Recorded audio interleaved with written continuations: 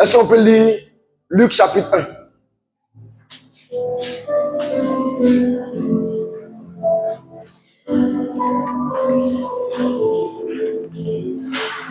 Bon, prenons Matthieu chapitre 3, à partir du verset 16.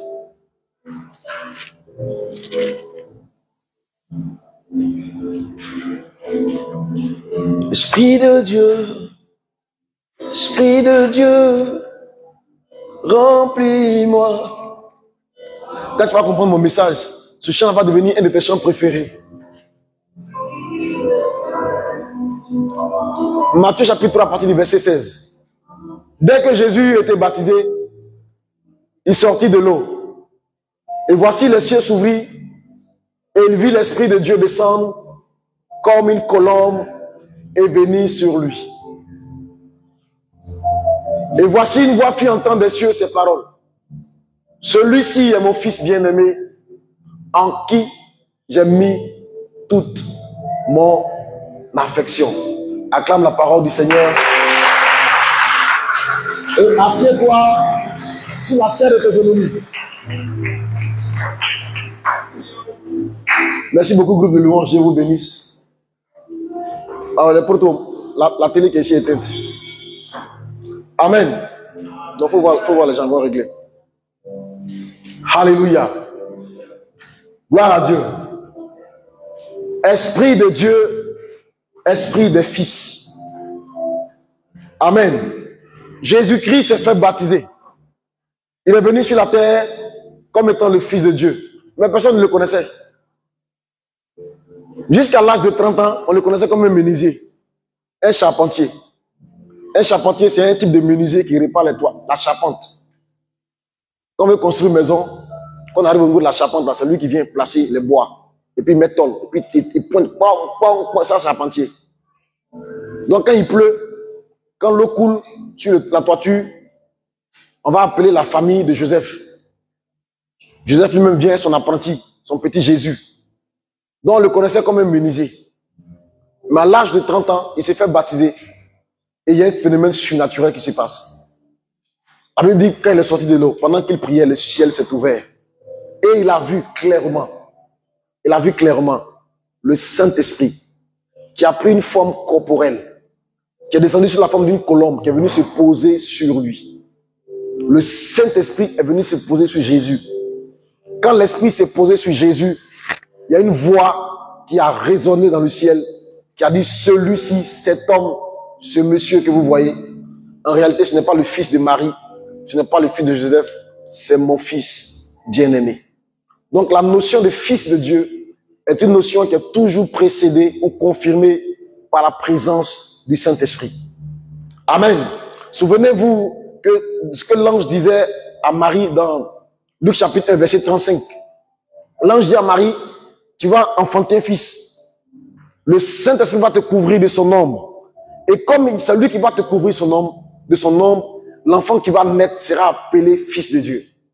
Donc les fils de Dieu, ce sont des personnes dont la naissance a été conçue, a été manifestée, a été opérée par le Saint-Esprit lui-même. C'est pourquoi Jean chapitre 1 verset 12 dit, à tous ceux qui ont reçu Jésus-Christ la parole, il leur a donné le pouvoir, donc la puissance de devenir enfants de Dieu. Donc la notion d'enfant de Dieu est une notion précédée toujours par la puissance de l'Esprit. La puissance de Dieu est ce qui vient attester que tu es devenu enfant de Dieu. D'ailleurs, c'est ce qui te fait naître comme enfant de Dieu, mais c'est ce qui te fait vivre pleinement ta vie d'enfant de Dieu. Tu as besoin donc de cet esprit-là. Tu en as besoin en pagaille, en grande quantité, d'une façon démesurée dans ta vie. Pour que ta vie et ton identité d'enfant de Dieu soient toujours manifestées et confirmées sur la terre. Quelqu'un entend ma voix? Alléluia. Toi et moi, nous avons besoin de l'esprit. Fils de Dieu, ce qui prouve ton identité, c'est le Saint-Esprit. Galates chapitre 4 dit que dans les derniers temps, Dieu a envoyé son Fils qui est né d'une femme, qui est mort pour nous. Et par sa mort et sa résurrection, nous avons été adoptés pour devenir des fils de Dieu. Au verset 6 de Galates chapitre 4, il dit, parce que nous sommes devenus fils de Dieu, Dieu a mis dans nos cœurs l'esprit de son Fils. Dieu ne nous a pas laissés comme ça, comme des enfants comme ça. Il a mis en nous un esprit. Et cet esprit-là, c'est l'esprit de son fils. C'est pas l'esprit d'un ange.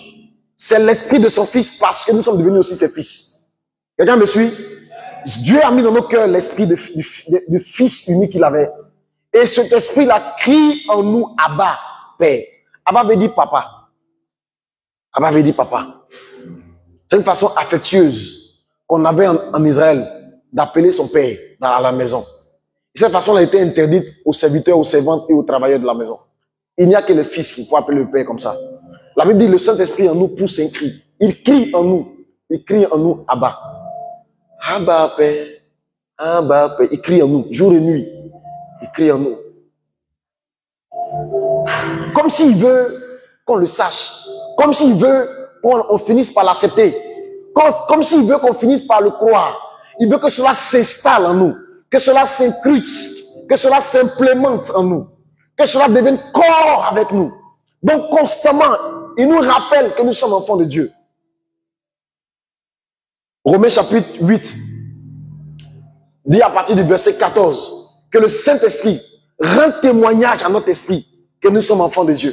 Il rend ce témoignage-là à notre esprit que nous sommes enfants de Dieu. Tous ceux qui sont conduits par l'Esprit de Dieu sont comment? Sont fils de Dieu. Donc les fils-là sont caractérisés par la présence du Saint-Esprit en eux et par le fait que cet esprit les conduit. Il les conduit dans la vérité tout entière. Il les conduit, il les enseigne, il les dirige. C'est vrai qu'il ne conduit les pas, il conduit leur vie, il conduit tout ce qu'ils font. Au verset 15 de Romains 8, il dit, vous n'avez pas reçu un esprit de servitude pour être encore dans la crainte du lendemain, la crainte de mourir, la crainte d'être malade, la crainte d'être rejeté. On n'a plus besoin de vivre dans la crainte que non, si je dis au gars que je ne veux plus pécher, il va me laisser. Il n'a qu'à te laisser. Jésus est mieux. En 2025, toi, tu es encore païen. Hein? Païen, là, ce n'est plus à la mode. Hein? Et regarde les pasteurs de maintenant. Regarde les pasteurs de maintenant. On est frères. Hein? Avant, les pasteurs faisaient pitié. Maintenant, les pasteurs ont millions. Moi, j'ai 2 millions chaque mois. Je ne vais pas dire 1 million.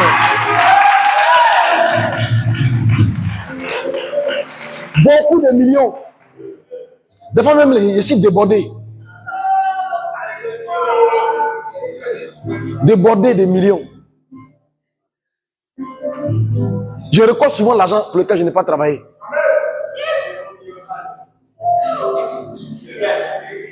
Ça, c'est la vie des fils de Dieu. Parce que tout papa fait des cadeaux à ses enfants. Des fois, Dieu me fait des cadeaux. Des vrais cadeaux. C'est ça, il y a des cadeaux puis il y a des cadeaux. Ah oui. Depuis que j'ai commencé ce message, ma vie a changé. Dieu me porte dans ses bras. Je me sens choyé, chouchouté, protégé par lui. Regarde, il y a le verset. Vous n'avez pas reçu un esprit de servitude pour être encore dans la crainte. Les chrétiens qui vivent dans la crainte, la peur des sorciers. Qu'est-ce que ta tante peut te faire? Toi, un enfant de Dieu. Il dit, l'esprit qui en toi pousse un cri, Abba Père, Abba Père. Et puis regarde, il y a la suite. Il dit, vous avez reçu un esprit d'adoption par lequel nous aussi nous crions. Avant, c'est l'esprit qui criait. Mais l'esprit crie jusqu'à ce que toi-même tu finisses par toi aussi commencer à crier Abba. Donc tu dois finir par prendre le relais de l'esprit. Et appeler toi aussi Dieu Papa. C'est pourquoi quand Jésus apprenait ses disciples à prier, Luc chapitre 11, ils sont venus le voir pour dire Seigneur, apprends-nous à prier. Il dit quand vous voulez prier, là, dites Père, que ton nom soit sanctifié. Ne dites pas éternel, Adonai, El Shaddai, El Jibor, Yahvé Jiré, Yahvé Sikenu, Yahvé Sabar. Tout ça là, ce sont des qualificatifs de Dieu. On est en train de qualifier comment il est puissant, mais ce n'est pas son nom.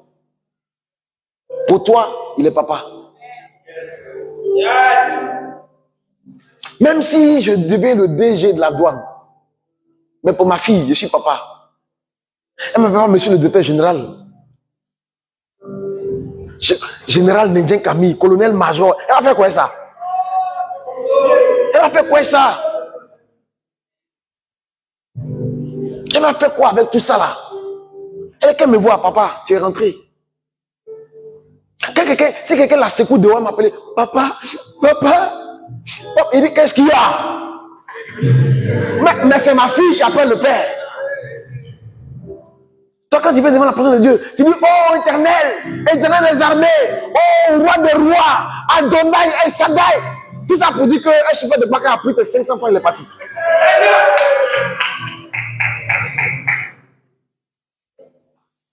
Nous n'avons pas reçu un esprit de peur. Hein. On a reçu un esprit d'adoption par lequel nous prions, Abba. Quand vous priez, dites Père, que ton nom soit sanctifié. Quand nous on prie notre papa. Le Père de Jésus-Christ. 1 Jean chapitre 3 dit, béni soit Dieu. C'est 1 Jean chapitre 23, Jean chapitre 1, ça me fatigue cette affaire-là. Le Père de notre Seigneur Jésus-Christ, qui nous a béni de toutes sortes de bénédictions dans le lieu céleste. Donc Jésus-Christ est un Père. Mais le Père de Jésus est devenu aussi notre Père. Et parce que nous sommes devenus ses fils, il a mis en nous l'esprit de son Fils. Tu es un enfant de Dieu. Tu as le même Père que Jésus. Jésus n'est plus fils unique. Nous sommes, nous aussi, héritiers de Dieu, co-héritiers avec Jésus. Et la notion de co-héritier ne veut pas dire que nous allons avoir le même héritage. Ça va plus loin que ça. Il y a un type de testament. Pour qu'on puisse l'ouvrir, tous les bénéficiaires doivent être présents d'abord. C'est pourquoi Jésus va venir nous chercher pour qu'on aille au ciel. Parce que tant que l'église n'arrive pas, il n'a pas son héritage. Nous sommes l'épouse qui arrive, qui va permettre au fils de pouvoir se marier et d'entrer dans son héritage. Sans nous, il n'a pas d'héritage. C'est pourquoi la Bible dit, voyez comment Dieu a aimé des humains. Au point où nous avons été appelés enfants de Dieu. Comment? Il dit, auquel des anges Dieu a-t-il déjà dit, tu es mon fils bien-aimé? Auquel des anges? Mais à nous, Dieu nous a tellement aimés qu'il a non seulement donné son fils unique pour nous, mais il nous a adoptés aussi comme ses enfants bien-aimés. Et toi, tu continues de le prier avec la mentalité de serviteur. Tu continues de le prier avec une mentalité qui n'est pas la bonne. Tu n'as pas la bonne attitude. Tes rapports, ce ne sont pas des rapports de père et de fille. Tes prières sont des prières kilométriques. La Bible ne fait pas comme les païens qui croient qu'à force de multiplication, ils seront exaucés. Vous, votre Père Céleste, sait de quoi vous avez besoin. Votre Père Céleste. Quand tu es dans la dimension de Père et de Fils, chaque mot compte pour Dieu. Chaque larme compte pour Dieu. Même quand tu souris, Dieu est content. Quand tu es en deuil, Dieu est affligé avec toi. Quel est donc ce sorcier qui pourra te manger en fin d'année? Quel est donc ce sorcier? Je ne sais pas d'où il va venir. Même son maître Satan était chassé du ciel. Donc, à plus forte raison, lui, qui est un apprenti de Satan. La Bible, le Seigneur a mis Satan sous nos pieds. Donc, même son maître Satan, il a été mis sous tes pieds. À plus forte raison, lui, l'apprenti, qui se déplace les nuits, qui vole de village en village pour aller faire réunion. Tu vas devenir le terminus des sorciers de ta famille. Amen. Tu vas devenir le terminus.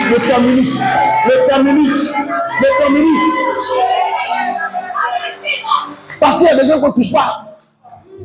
Il y a des gens qu'on ne touche pas. Il y a des gens, si c'est la grâce à Bidjan ici, il n'y a rien. C'est pas comme ça, mais on te coupe pas. On dit, petit, il faut porter plainte. Tu portes plainte, il faut partir à la maison. Tu dis, monsieur le policier, c'est quoi la suite? Il dit, non, on va enquêter, après on va t'appeler. Mais toi-même, tu t'en vas là, tu sais qu'on ne va jamais t'appeler. Mais il y a des gens qui ont été agressés à Bidjan ici. On va remuer le pays entier. Remuer le pays entier. Parce qu'on a touché la mauvaise personne. Tu es devenu la mauvaise personne, ne pas toucher aux yeux de Dieu. Il dit, vous êtes comme la prunelle de mes yeux. Vous êtes comme la prunelle de mes yeux. Regarde dans ton œil. Il y a un noir dedans. Et à l'intérieur du noir, il y a un autre noir. Même quand le vent passe, tu fermes l'œil. Le vent. Simplement le vent. Le vent qui n'aime pas venir te faire du mal, tu fermes l'œil. Parce que tu protèges la prunelle. Quand un doigt arrive, tu fermes l'œil. Tu protèges la prunelle. Dieu dit, vous êtes la prunelle de mes yeux. Change ta relation avec Dieu. Que ta relation évolue. Passe la relation de chrétien simple à une relation d'enfant de Dieu. De bien-aimé de Dieu. Quand Jésus s'est fait baptiser, le Père vient en témoignage pour dire celui-ci est mon bien-aimé, celle-ci est ma bien-aimée. Et pour matérialiser ce choix de Dieu dans ta vie, Galates chapitre 4, verset 6 dit que Dieu est venu faire reposer dans ta vie l'Esprit de Dieu. Donc l'Esprit de Dieu est la marque du choix de Dieu, de ton adoption en tant qu'enfant de Dieu. Et cet esprit est tellement important dans la divinité. Sache que dans la divinité, il y a le Père, il y a le Fils et il y a le Saint-Esprit. C'est pourquoi quand Jésus devait partir, il dit que les gens aillent prêcher la bonne nouvelle à toute la création. Baptisez-les au nom du Père, du Fils et du Saint-Esprit. Parce que le Père est important. Croire au Père, c'est important. Si tu ne crois pas au Père, tu es perdu. Tu ne crois pas qu'il y ait un créateur dans l'univers. D'autres croient que l'homme s'est créé lui-même. D'autres croient que l'homme est né d'un Big Bang. D'autres croient que l'homme était un singe et puis s'est développé naturellement. Nous, on croit qu'il y a un Dieu qui a créé Adam et Ève. Nous, on croit que Dieu n'a pas créé Adam et Steve. Dieu n'a pas marié un homme et un homme. Nous, on croit que Dieu n'a pas créé Ève et Evelyne. Dieu a créé Adam et Ève. Un homme et une femme. Nous, on croit aussi que Dieu n'a pas créé un homme et deux femmes. Pourquoi toi, tu as deux copines, trois maîtresses, 10 ans?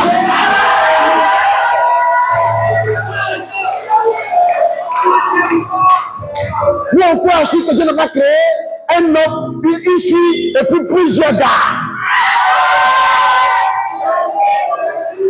Hey!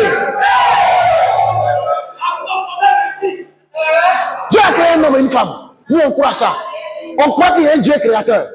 Jésus dit baptiser en son nom. Baptiser au nom du Père. Mais baptiser aussi au nom du Fils. On croit aussi qu'il y a un Fils. Qu'il y a un Sauveur qui est venu.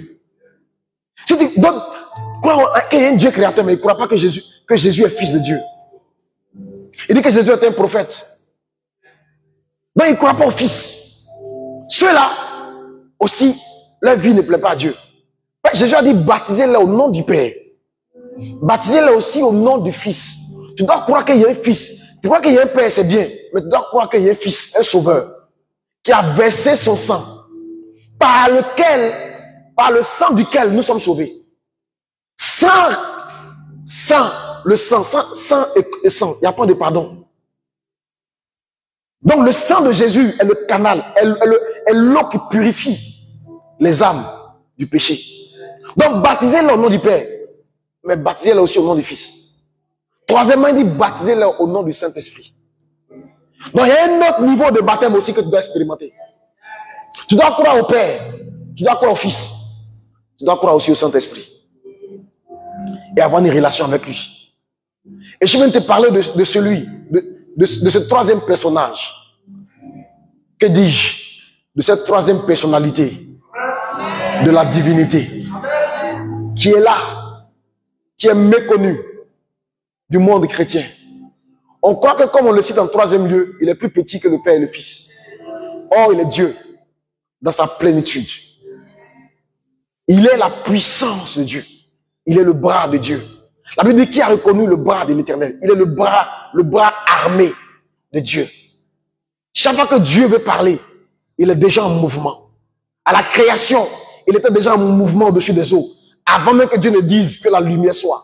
Donc avant que le Fils, qui est la parole, ne s'active, il était déjà là. L'Esprit de Dieu était à la base de tout. Il était là à la création. Il était dans le jardin d'Éden. Quand Dieu a dit créons l'homme à notre image. Le crayon, c'est au pluriel. Donc, c'est un collège de créateurs qui a créé les hommes. Dieu, l'Esprit de Dieu était là. Il a toujours été là. Quand Jésus devait venir, il est d'abord venu sur la terre. Et Dieu a envoyé un ange pour dire à Marie, il dit, le Saint-Esprit va venir d'abord. Il va venir te couvrir de son ombre. Et tu vas enfanter un fils qui va s'appeler Jésus. Donc, le Saint-Esprit, il précède l'action de Dieu. Chaque fois que Dieu veut faire quelque chose d'important, il le fait venir. Il est l'Esprit de Dieu. Il est l'Esprit que le Père chérit. Jacques chapitre 4, verset 5 dit, faites attention, ce n'est pas pour rien que Dieu traite avec jalousie l'Esprit qu'il chérit. Il est le chouchou de la divinité. Il y a le Père, il y a le Fils. Mais lui, il est le chouchou. Parmi les trois, il est le prince, il est le chouchou. Il est celui qu'il ne faut pas toucher. C'est pourquoi Jésus dit dans Marc chapitre 3 que celui qui va blasphémer contre le Père, il lui sera pardonné. Mais celui qui va blasphémer contre le Fils, il lui sera pardonné. Mais celui qui va blasphémer contre le Saint-Esprit, il ne lui sera jamais pardonné. Ni dans ce siècle présent, ni dans le siècle à venir. Ce péché était un péché impardonnable. Et c'est Jésus qui le dit, pour dire que son sang est un sang puissant. Mais le seul péché que son sang, devant lequel son sang est limité, c'est le péché contre le Saint-Esprit. Qui est donc ce Saint-Esprit? Quiconque blasphémera contre le Saint-Esprit n'obtiendra jamais de pardon. Jamais de pardon. Il est coupable d'un péché éternel. Un péché pour lequel il n'y a pas de rémission possible. C'est comme Satan. Satan, on ne peut pas lui pardonner ce qu'il a fait. Quelqu'un m'a dit, mais pourquoi Dieu ne me pardonne pas Satan? Et puis la paix va venir sur la terre. Satan et ses démons sont damnés pour toujours. Tu peux pas prier pour eux, pour dire, le Père, pardonne-leur, pardonne aux démons un peu, hein, pour pardonner à Satan, et puis bon, vous allez vous réconcilier, hein, PDC, et puis FPI, et puis la paix va venir en Côte d'Ivoire. Ça ne va pas être simple. C'est tout. Les sorciers vont déposer les armes, les communs vont arrêter de danser. C'est pas mieux. Mais le péché que Satan a commis là, il est damné pour toujours. Avec sur la terre aussi, il y a un péché. Quelqu'un va blasphémer. Si tu blasphèmes contre le Fils, Dieu peut te pardonner. Blasphémer, c'est parler contre quelqu'un. Il y en a qui disent que Jésus c'est un imposteur. Un ami m'a dit ça un jour. Il dit, Jésus, quand vous priez, vous chantez là. Même ses propres frères juifs n'ont pas cru en lui. Ils ont dit que c'était un usurpateur, ils l'ont tué à cause de ça. Vous qui êtes à Niangon ici, là, c'est vous qui dites que Jésus est bon. Vous priez Jésus quand vous pleurez. Moi, je ne vous comprends pas. Hein. Donc, tu peux parler contre Jésus. Jésus dit, lui, tu peux parler contre lui. Et puis un jour, te repentir. Il va t'assurer, tu es devenu bon chrétien même. Il te pardonne tout ce que tu as fait. Moi, il me moquait des chrétiens avant. J'habitais à côté d'une église évangélique. Samedi soir. On a un marquis qu'on appelle le 203. À Bassam. On a les petites du lycée qui nous attendent là-bas. On est en train de se mettre bien, se laver, se mettre parfum. Église là, ils sont en train de prier. Vous ne connaissez pas les bonnes choses. Hein? Des fois, ils font jeûne 3 jours. Et tous les soirs, ils se retrouvent pour prier. Je dis, mais vraiment, pendant 3 jours, ils ne vont pas manger. Hey! Et puis les filles qui sont là-bas, elles ont un pot de foulard. Je les voyais comme des gars bons, quoi. Donc, nous tous, on a déjà blasphémé contre Jésus. Hein. Son affaire d'aller à l'église, sauver, tu crois puis te sauver, c'est trop facile. Crois seulement. Aïe. Hey! Mais Dieu nous a pardonné. Le jour où on a reconnu nos erreurs, Dieu nous a pardonné. Le Seigneur dit, s'il m'était trompé un seul jour, pour parler contre le Saint-Esprit, ce péché-là, il est éternel. Pourquoi? Parce que le Saint-Esprit est la dernière dispensation. Le Père est venu dans le monde. Il a créé le monde. Il a géré le monde. Il a géré Israël. À un moment donné, il a laissé la place à son Fils. Le Fils est venu. Il a donné sa vie pour les humains. Son sang a coulé pour nous. Et un jour, le Fils a ouvert la bouche. Il a dit à ses disciples, je vais partir bientôt. Les gens étaient tristes. Il a dit non, ne soyez pas tristes. Hein. Il est avantageux pour vous que je m'en aille. C'est vraiment, il a multiplié le pain que vous avez mangé. Il a ressuscité vos morts. J'ai chassé les lèpres. J'ai fait beaucoup de choses de vos vies. Je vous ai enseigné des paroles puissantes. J'étais un bon prédicateur, un bon ami. En tout cas, je m'occupais de vous. C'était bien. On a passé de bons moments ensemble. Mais il est avantageux pour vous que je m'en aille. Parce que si je ne m'en vais pas, vous n'allez pas recevoir le Saint-Esprit. Quand moi je suis là, c'est moi qui peux dire le pain. Mais lui, quand il va venir habiter en vous. Et vous aussi, vous allez être capable de multiplier le pain. Vous êtes capable de chasser les démons. Vous allez être capable de guérir les malades. Avant, c'est moi ceux qui prêchaient, les gens étaient touchés. Donc vous allez être capable de prêcher comme moi. Le Saint-Esprit est un avantage. C'est un privilège. C'est un honneur que Dieu te fait.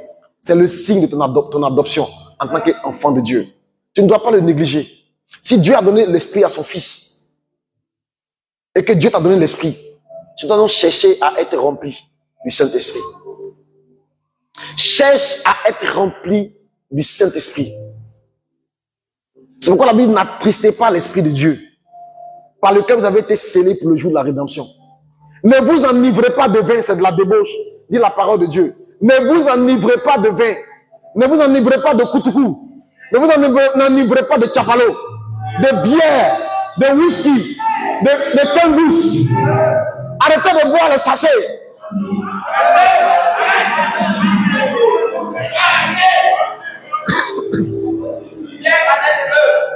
Les sons en Christ qui se cachent pour boire sachet, liqueur sachet. Parce qu'il doit creuser mon ventre. Tombeau, c'est tombeau.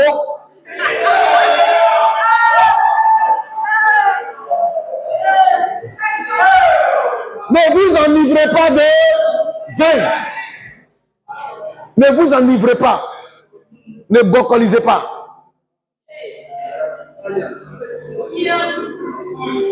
Parce que un chrétien peut boire du vin. Toi, tu n'as pas d'autre question à poser au pasteur que ça. Chaque fois que tu rencontres un nouveau pasteur, j'ai une question. Est-ce que quelqu'un peut boire l'alcool? Quand il y a un nouveau pasteur qui est venu, dit pasteur, il y a une question. Est-ce que le pasteur peut boire un peu d'alcool? Et tu as toutes sortes de versets bibliques pour confirmer que quelqu'un peut boire l'alcool. D'ailleurs, même Paul a dit à Timothée, n'oublie pas de boire un peu de vin. Ça là, tu connais.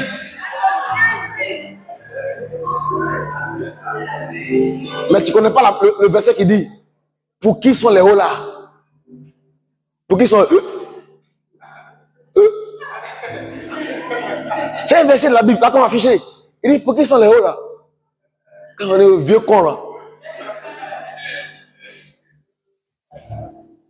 Ne vous enivrez pas de vin. L'ivresse du vin, il dit, c'est de la débauche. L'ivresse du vin, c'est de la débauche. Imagine le jour où Jésus vient pour l'enlèvement. Toi, tu es coupé. Hey! Jésus vient pour l'enlèvement. Tu es grimpé comme ça.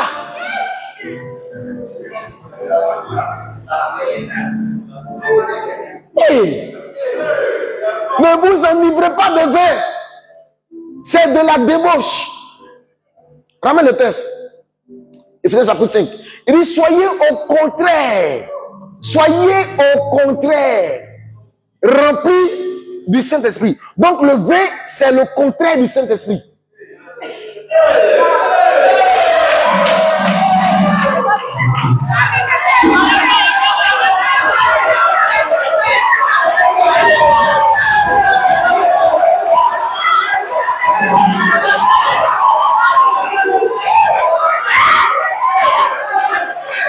Ne vous enivrez pas de vin.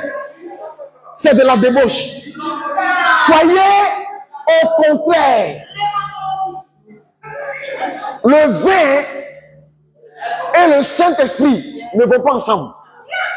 C'est pourquoi chaque fois que Dieu a voulu que quelqu'un soit consacré dans la Bible, Dieu dit à ses parents que le vin ne touche pas sa bouche. C'est pourquoi Dieu m'a dit de ne plus toucher, de ne pas toucher. Et moi, même si c'est 0,05%, je ne touche pas. Parce que je suis consacré. Il dit, soyez au contraire remplis. Ne vous remplissez pas. S'enivrer, c'est être rempli. Ne vous remplissez pas de vin. Donc, chaque goutte de vin prend une place que l'esprit devait prendre. Ne vous remplissez pas de vin. Remplissez-vous au contraire de l'esprit. Quiconque veut être rempli de l'esprit s'éloigne du vin, s'éloigne de l'alcool. Des questions du genre, et qui ne doit boire, doit pas boire. Moi, je suis pas dans cette dimension. Moi, je suis dans la dimension, je veux être rempli de l'esprit. Mon problème, c'est l'esprit. Je vise la plénitude de l'esprit. Je ne veux pas qu'un seul espace à moi ne soit pas rempli. Je veux que tout à moi soit de l'esprit. Que mes yeux soient remplis de l'esprit. Que mon regard soit un regard qui effraie le monde naturel. Je veux que mes yeux soient des yeux embrasés. Il est arrivé des fois où j'ai vu un des anciens ministères, quelqu'un qui me fixe et qui décolle une manifestation démoniaque. Parce que mes yeux ne sont plus ordinaires. Mes yeux sont embrasés. Pierre est arrivé à une dimension où même son ombre. On mettait des gens au bord des voies. Pour que quand il passe, son ombre guérisse les malades. Mes amis, je vais monter avec Dieu à un niveau où quiconque me touche, se frotte à moi, reçoit quelque chose de moi.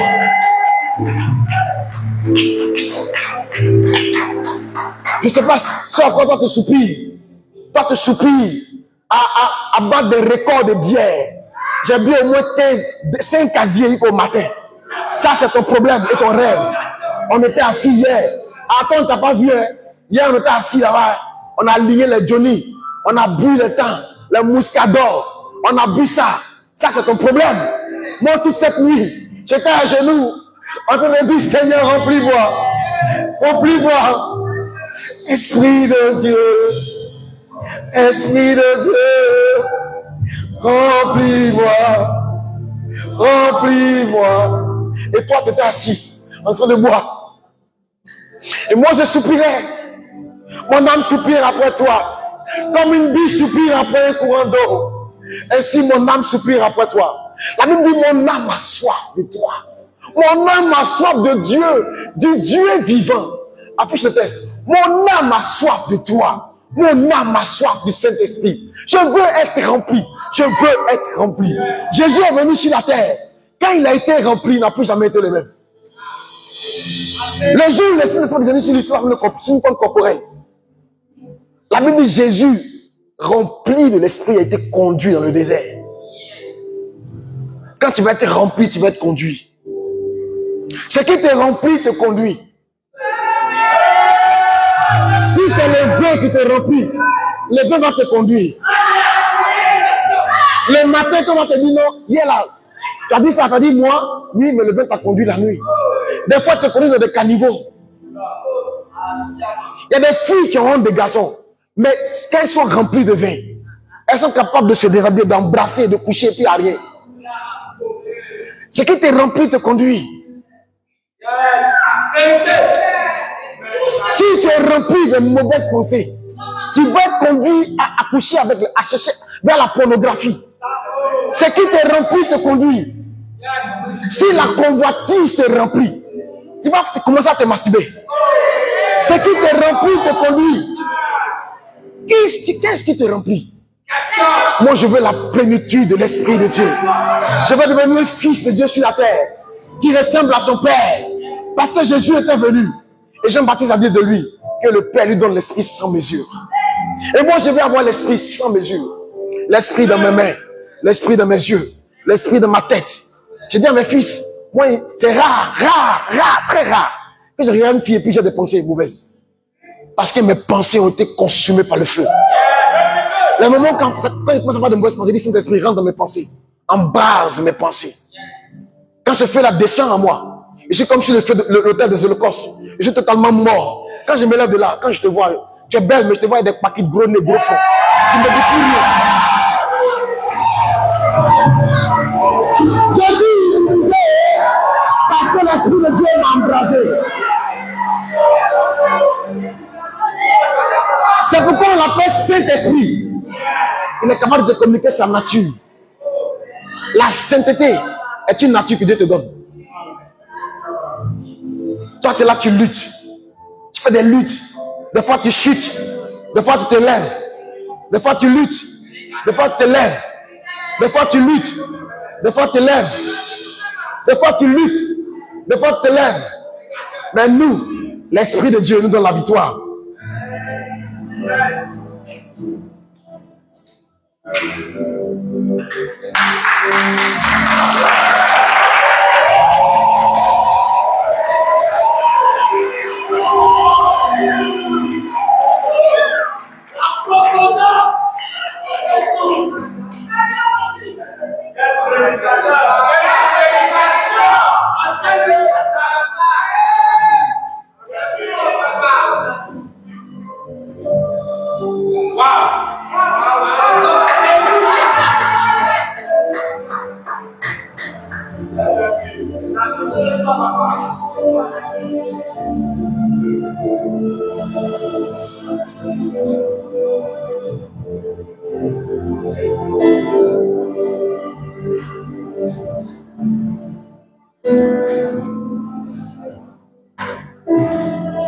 Est-ce qu'on peut prier, mes amis?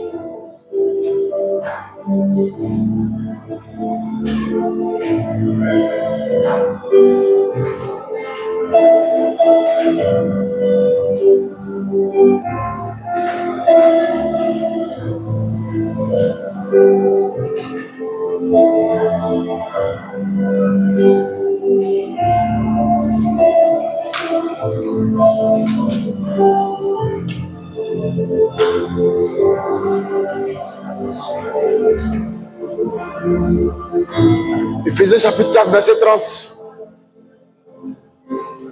Éphésiens 4, 30 dit: n'attristez pas le Saint-Esprit. Il peut s'attrister, par lequel vous avez été scellés pour le jour de la rédemption. Que toute amertume, toute animosité, ce qui l'attriste, c'est l'amertume en toi. L'amertume, le cœur amer, les frustrations de la vie que tu gardes en toi, la rancune que tu gardes en toi, les jalousies, les animosités, c'est les palabres entre les hommes. Où on est là, je ne parle pas avec un tel, je ne parle pas avec une telle. Moi, je n'aime pas Fatih, mais fais le malin. Je n'aime pas lui là, je n'aime pas tes soeurs dans le groupe. Ce ne sont pas les choses de l'esprit. Que toute colère, que les clameurs, toute calomnie, parler des gens, parler dans le dos des gens, toute espèce de méchanceté disparaisse du milieu de vous. Toute espèce de méchanceté disparaisse du milieu de vous. Nous allons prier le Dieu pour dire: Seigneur, aie compassion de nous. Saint-Esprit, pardonne-nous. Les fois nous t'avons attristé. Les fois nous n'avons pas fait ta volonté. Les fois nous n'avons pas fait ce que tu attends de nous. Élevons la voix, s'il vous plaît. Et prions le Seigneur. Élevons la voix et prions. Élevons la voix et prions. Élevons la voix et prions. Élevons la voix et prions.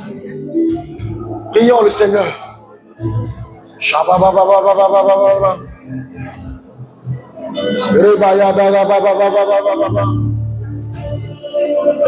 Shababababababababa. Babababababababababa.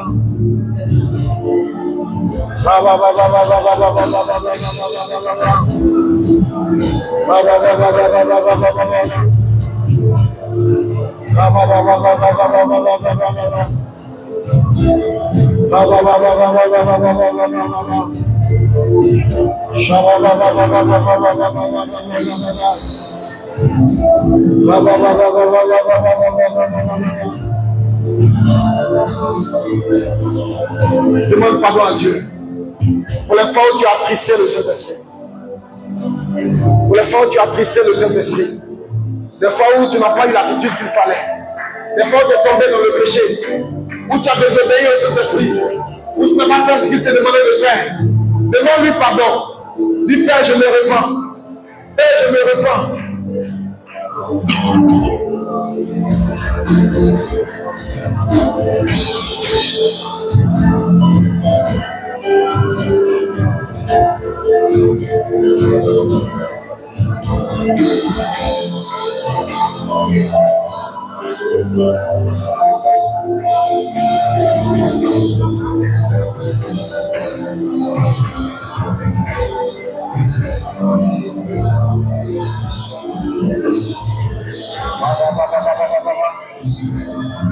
Oh, pardonne-nous, pardonne-nous, Saint-Esprit.